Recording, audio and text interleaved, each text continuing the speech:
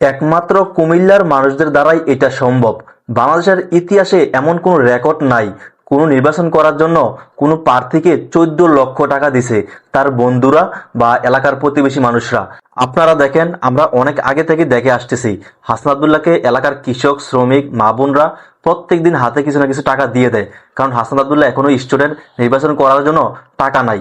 নির্বাচন করতে হলে তার ওই আসন থেকে কুমিল্লার 4 দেবিদ্বার থেকে 50 লক্ষ টাকা প্রয়োজন, তার এই টাকাটাও নাই। আজকে কি হলো দেখেন, পুরাই অবিশ্বাস্য একটা কাহিনী ঘটে গেল। সে যে স্কুল থেকে 2014 সালে এসএসসি পাস করছে, দেবিদ্বার রেয়াজ উদ্দিন মডেল পাইলট উচ্চ বিদ্যালয়, তার বেসমেটরা শুধুমাত্র তার 2014 সালের বন্ধুরা 14 লক্ষ টাকা দিছে আজকে নির্বাচন করার জন্য।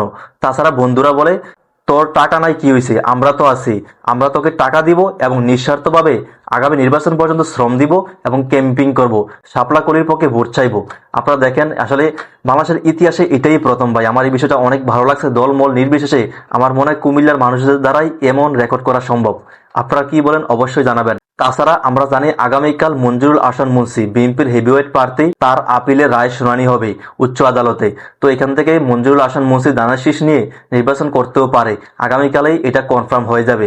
তো আপনারা কে কে কুমিল্লার 4 আসন দেবিদ্বার থেকে হাসনাত আব্দুল্লাহকে এমপি হিসাবে দেখতে চান অবশ্যই কমেন্ট করে জানাবেন।